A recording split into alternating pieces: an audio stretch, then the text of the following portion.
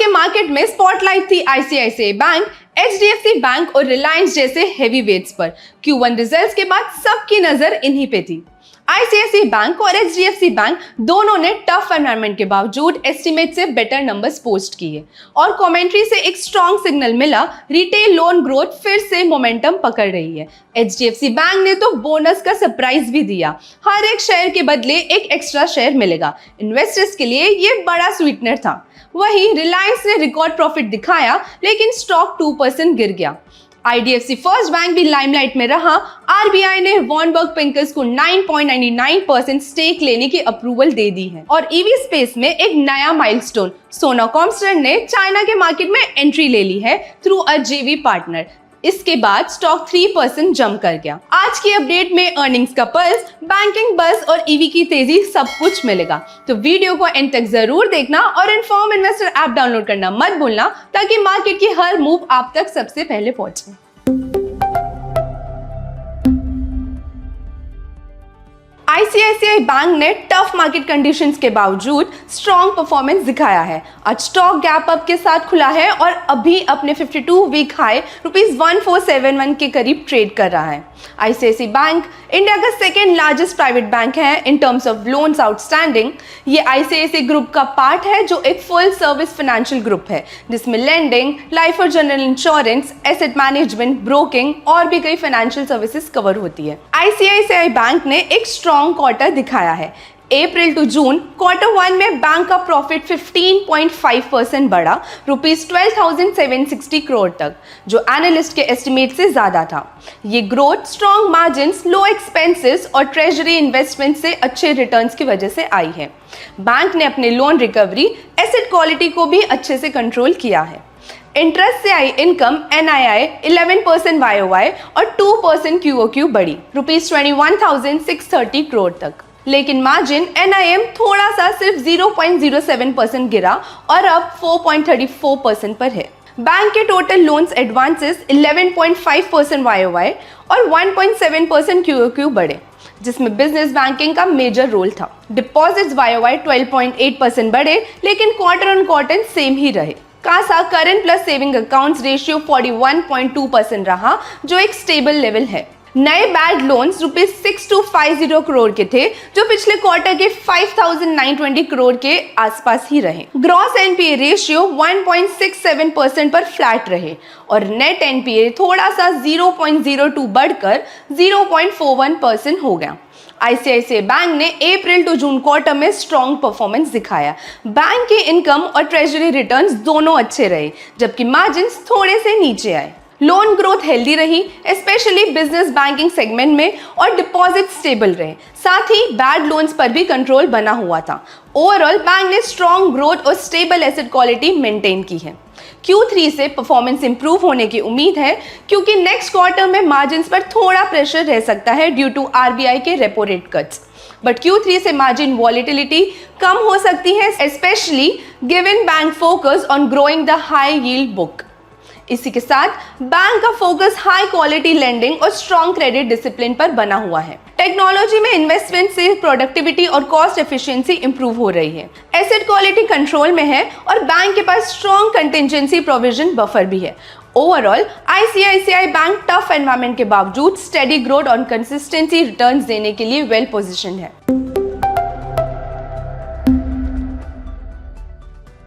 HDFC bank ने FY26 के पहले क्वार्टर में स्टेडी परफॉर्मेंस दी, जहां इन्वेस्टर सेंटिमेंट कंपनी के पहले बोनस और स्पेशल डिविडेंड अनाउंसमेंट से बूस्ट हुआ। स्टॉक प्राइस मॉर्निंग ट्रेड में 2% उठा। एचडीएफसी बैंक, जो इंडिया का largest private sector bank in the country in terms of lending, commands 15% share in the total credit. Bank एक रिटेल लेंडर है with 50% of the loans contribution from this segment. HDFC Bank is the part of HDFC Group, which has majority shareholding in key finance services such as MF, insurance, broking, etc. HDFC Bank ने Q4 में एक stable और healthy performance दिखाई है। Bank ने आगे के लिए भी पॉजिटिव सिग्नल्स दिए, स्पेशली लोन ग्रोथ को लेकर। बैंक की नेट इंटरेस्ट इनकम, जो लोन से कमाई होती है, 5% बढ़कर 31,438 करोड़ हो गई। ये ग्रोथ नेट इंटरेस्ट मार्जिन या NIM में थोड़ी गिरावट के बाद भी रिपोर्ट की गई। NIM इस क्वार्टर में घटकर 3.35% हो गया, जो पिछले क्वार्टर में 3.46% था, बट मार्जिन्स में सॉफ्टनेस RBI के रेट इंटरेस्ट कट के कारण एक्सपेक्टेड था। क्वार्टर के दौरान HDFC का लोन बुक 7% बढ़कर ₹26.53 लाख करोड़ तक पहुंच गया। इसमें रिटेल लोन्स जैसे पर्सनल और होम लोन्स में 8.1% का ग्रोथ देखा गया, जबकि SME जो स्मॉल और मीडियम बिजनेसेस को दिए जाते हैं में 17.1% की तेजी से ग्रोथ हुआ। वही कॉर्पोरेट लोन्स में सिर्फ 2% का ग्रोथ हुआ, जो कंपैरेटिवली कम है। दूसरी तरफ बैंक के डिपॉजिट भी काफी स्ट्रॉन्ग रहे, जिसमें 16.4% की ग्रोथ के साथ टोटल डिपॉजिट्स ₹27.64 लाख करोड़ तक पहुंच गए। मैनेजमेंट का कहना है कि डिपॉजिट ग्रोथ का ये मोमेंटम आगे भी बना रहेगा और वो मार्केट शेयर को और बढ़ाने पर फोकस करेंगे। बैंक के प्रोविजंस इस क्वार्टर में काफी बढ़ गए, लेकिन इसका मेजर हिस्सा फ्लोटिंग और कॉन्टिंजेंट प्रोविजंस के कारण है। बैंक ने प्रूडेंटली अपनी सब्सिडियरी HDB फाइनेंशियल सर्विसेज के IPO से मिले एक बार पैसों का यूज करके ₹9,000 करोड़ की फ्लोटिंग प्रोविजन बनाई, जो किसी स्पेसिफिक रिस्क के लिए नहीं होती, बल्कि फ्यूचर अनसर्टेनिटी से प्रोटेक्शन देने के लिए होती है। इसके अलावा बैंक ने 1,700 करोड़ की एडिशनल कॉन्टिजेंट प्रोविजन भी बनाई। इन दोनों स्टेप्स से बैंक ने अपनी बैलेंस शीट को और भी स्ट्रॉन्ग, स्टेबल और शॉक रेसिस्टेंट बना लिया।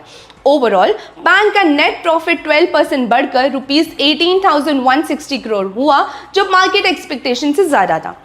कंपनी ने अपना पहला 1:1 बोनस इशू डिक्लेयर किया, जो एक बड़ा माइलस्टोन है, क्योंकि पहले कभी बोनस नहीं दिया था। साथ ही कंपनी ने ₹5 पर शेयर का स्पेशल इंटरिम डिविडेंड भी अनाउंस किया। बैंक की परफॉर्मेंस स्टेबल रही, loan and deposit growth strong थी और फ्यूचर आउटलुक भी पॉजिटिव है। एक्स्ट्रा बफर बनाने के लिए IPO का पैसा यूज किया गया, ये लॉन्ग टर्म के लिए अच्छा स्टेप है। HDFC बैंक का कहना है कि FY26 में लोन ग्रोथ सिस्टम इंडस्ट्री के बराबर रहेगी, लेकिन FY27 में बैंक इस ग्रोथ को आउट परफॉर्म करने के लिए प्लानिंग में है। इस बैंक का मेन ड्राइवर रिटेल और SME सेगमेंट होगा, क्योंकि इन सेगमेंट्स में रिटर्न ज्यादा मिलते हैं। बैंक के टाइम अभी तक फुल्ली रिप्राइस नहीं हुए हैं। जैसे जैसे ये नए लोअर रेट्स में रिप्राइस होंगे, मार्जिन्स में इंप्रूवमेंट दिखेगा। इसके अलावा रिटेल MSE मिक्स बढ़ने और हाई कॉस्ट बोरोविंग्स को डिपॉजिट से रिप्लेस करने से मार्जिन्स और प्रॉफिटेबिलिटी और इंप्रूव होगी। बैंक एक्सपेक्ट कर रहा है कि FY27-28 तक return on assets ROA 1.9 to 2% तक पहुंच सकता है, जो एक स्ट्रॉन्ग प्रॉफिटेबिलिटी इंडिकेटर है। ओवरऑल बैंक का medium to long term outlook positive और वेल प्लान लगता है।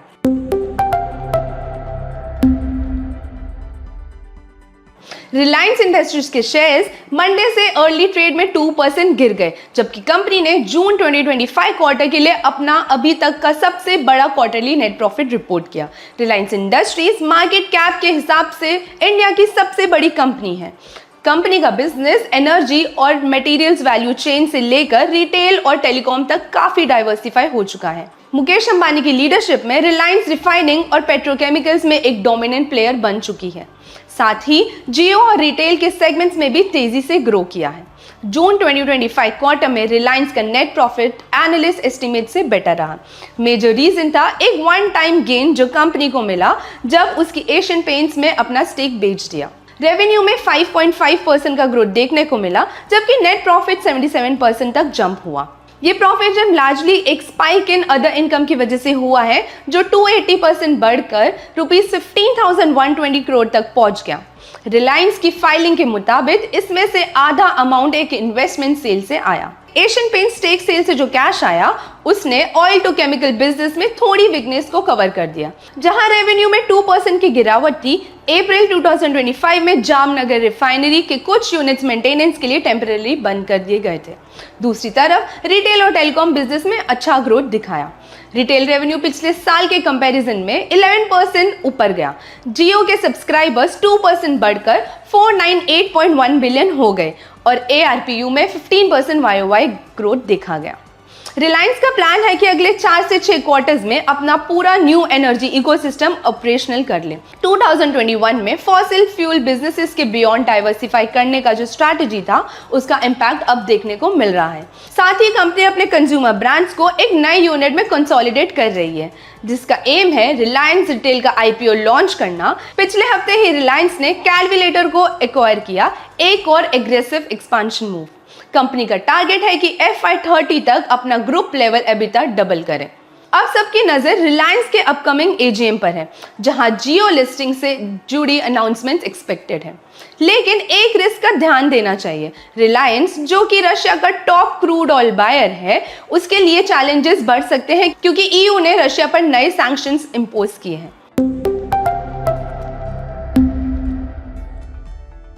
आज IDFC फर्स्ट बैंक के शेयर्स अपनी सुबह की गिरावट रिवर्स करते हुए 1% से ज्यादा जंप दिखाई है। ये तेजी आई RBI के अप्रूवल के बाद, जिसमें वॉरबर्ग पिंकस को बैंक में 9.99% तक का स्टेक एक्वायर करने की मंजूरी मिली। अप्रैल 2025 में IDFC फर्स्ट बैंक ने global private equity firm Warburg Pincus अपने आर्म करंट सी इन्वेस्टमेंट्स के थ्रू और sovereign health fund Abu Dhabi investment authority ने मिलकर ₹7,500 करोड़ का इन्वेस्टमेंट अनाउंस किया था। वॉरबर्ग 4,800 करोड़ का investment through 81.27 crore compulsorily convertible preference shares और ADI करेगा 2,600 करोड़ का इन्वेस्टमेंट फॉर 43.71 करोड़ CCPS, दोनों ₹60 पर शेयर के रेट पर। इस डील को competition commission of India CCI की अप्रूवल 3 जून 2025 को मिल गई थी और 19 जुलाई को RBI ने भी अपनी अप्रूवल दे दी थी। जब ये CCPS इक्विटी शेयर्स में कन्वर्ट होंगे तब वॉरबर्ग के पास 9.48% और ADI के पास 5.10% की स्टेक होगी, total 15% ownership. IDFC first bank के लिए ये डील एक मेजर पॉजिटिव है। बैंक को फ्रेश कैपिटल मिलेगा जो ग्रोथ प्लान्स, लीडिंग एक्सपेंशन और बैलेंस शीट स्ट्रॉन्ग करने में काम आएगा। साथ ही वॉरबर्ग और ADI जैसे ट्रस्टेड ग्लोबल इन्वेस्टर्स का बैकिंग मार्केट कॉन्फिडेंस भी काफी स्ट्रॉन्ग है। मार्च 2025 तक IDFC फर्स्ट बैंक में म्यूचुअल फंड्स का 7.6% स्टेक था और FIIs का 25.7% स्टेक। अब वॉरबर्ग और ADI की एंट्री के बाद FII होल्डिंग 15% से बढ़ जाएगा। पिछले कुछ क्वार्टर्स में IDFC फर्स्ट बैंक की प्रॉफिट ग्रोथ स्लो हुई है और मार्जिन्स पर प्रेशर बना हुआ है, मेनली NPS के इंटरेस्ट रिवर्सल्स और लो लोन टू डिपॉजिट रेशियो की वजह से।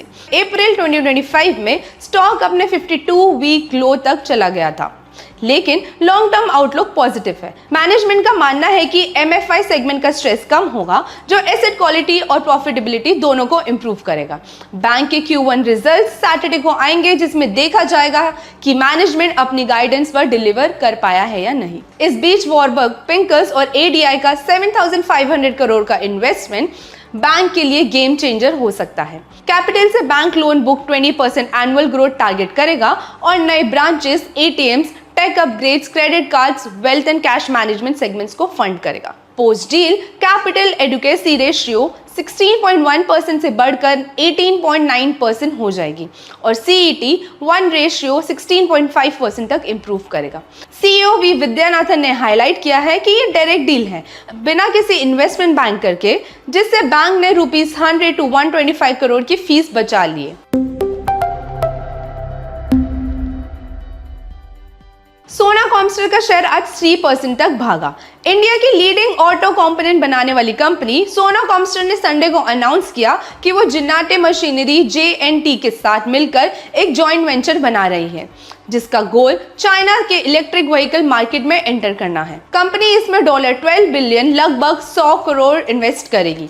सोना कॉमस्टर एक लीडिंग ऑटो कंपोनेंट्स कंपनी है जो drive line systems, different assemblies और EV कंपोनेंट्स बनाती है। कंपनी का 70% से भी ज्यादा रेवेन्यू इंटरनेशनल मार्केट से आता है। कंपनी नॉर्थ अमेरिका के battery electric vehicle BEV market में लार्जेस्ट सप्लायर है और यूरोप में भी टॉप सप्लायर्स में शामिल है। अब सोना कॉमस्टर का फोकस है एशियन मार्केट्स जैसे इंडिया, चाइना, जापान और साउथ कोरिया में अपना प्रेजेंस बढ़ाने पर। साथ ही नॉर्थ अमेरिका और यूरोप में अपनी मार्केट शेयर और एक्सपांड करना भी इसका टारगेट है। JNT एक चाइनीज कंपनी है जो एडवांस एडवांस फाउंड्री ऑपरेशंस चलाती है। ये पेटेंट टेक्नोलॉजी का यूज करके कॉम्प्लेक्स कास्टिंग्स और मोल्ड्स बनाती है। JNT के पास लोकल रेगुलेशंस का स्ट्रॉन्ग नॉलेज है, साथ ही स्ट्रॉन्ग कस्टमर रिलेशनशिप और सप्लायर नेटवर्क भी। सोना कॉम्स्टर ने JNT के साथ मिलकर चाइना में एक जॉइंट वेंचर बनाने का एग्रीमेंट साइन किया है। इस JV में 60% स्टेक के लिए सोना का टोटल इन्वेस्टमेंट $20 मिलियन या ₹100 करोड़ का होगा। JNT $8 मिलियन इन्वेस्ट करेगी। JV के थ्रू ड्राइवलाइन सिस्टम्स और कंपोनेंट्स बनाए जाएंगे। ये प्रोडक्ट चाइना के साथ ग्लोबल ऑटोमोटिव OEMs को सप्लाई किए जाएंगे। JV की ऑपरेशंस H2 FY26 में शुरू होगी। चाइना दुनिया का सबसे बड़ा EV मार्केट है। 2024 में वहां 11 मिलियन EV बाइक, जो पूरी दुनिया की EV सेल्स का 2/3 हिस्सा है। ऐसे फास्ट ग्रोइंग मार्केट में एंट्री करना सोना कॉम्स्टर के लिए एक स्मार्ट और स्ट्रैटेजिक मूव है। इस जॉइंट वेंचर के through company Chinese EV supply chain का हिस्सा बनेगी और लोकल कस्टमर्स तक सीधे पहुंच जाएगी। साथ ही इंडिया, जापान, चाइना और साउथ कोरिया जैसे एशियन मार्केट्स में भी अपनी प्रेजेंस और स्ट्रॉन्ग करेगी। JNT का लोकल मार्केट एक्सपीरियंस और सोना कॉम्स्टर की प्रोडक्ट क्वालिटी मिलकर इस JV सेगमेंट को स्ट्रॉन्ग ग्रोथ के लिए रेडी बनाते हैं। लॉन्ग टर्म में इस पार्टनरशिप से बिजनेस एक्सपांशन और रेवेन्यू ग्रोथ की स्ट्रॉन्ग पॉसिबिलिटी है।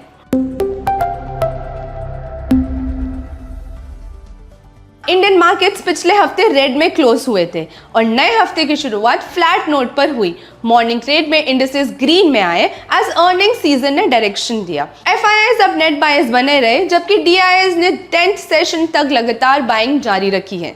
फिर भी जुलाई 2025 में अब तक FIIs ₹6185 करोड़ की इक्विटीज बेची है। डॉलर के ब्रॉड स्ट्रेंथ के प्रेशर में रुपये आज भी कमजोर हुआ। ₹86.22 पर डॉलर पर खुला, 7 पैसा वीक। गोल्ड के दाम फ्राइडे को बढ़े। जियोपॉलिटिकल और इकोनॉमिक अनसर्टेनिटी ने सेफ हेवन मेटल की डिमांड को बूस्ट किया। ऑयल के दाम अर्ली एशिया ट्रेड में स्टेडी रहे, क्योंकि मार्केट का फोकस US ट्रेड नेगोशिएशंस और EU के रशिया ऑयल प्रोडक्शन पर रिस्ट्रिक्शंस पर था। With that, this is Siddhi Thapar signing off. Investments in securities market are subject to market risks. Read all the related documents carefully before investing.